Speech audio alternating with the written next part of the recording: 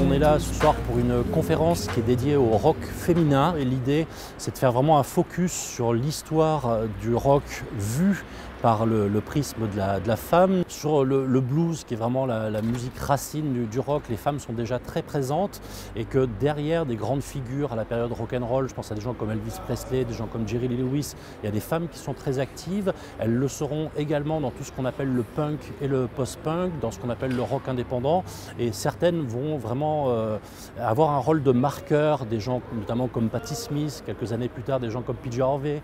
Donc on a vraiment effectivement quelque chose qui est très intéressant à observer en éloignant les figures masculines et en ayant ce sens de lecture. Donc ce n'est pas un sujet gadget, c'est un sujet qui remet véritablement donc, la femme au centre de cette musique qu'est le rock. Quelque chose de tout à fait différent avec ce morceau qui s'appelle Rock Me en 1941.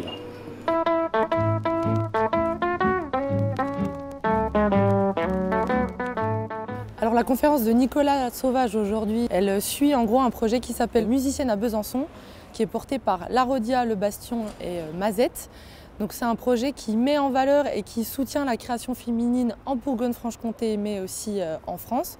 On accueille fin avril 3 lauréates qui vont avoir droit à des accompagnements avec des professionnels de la musique, donc autant scénique que artistique, communication, juridique.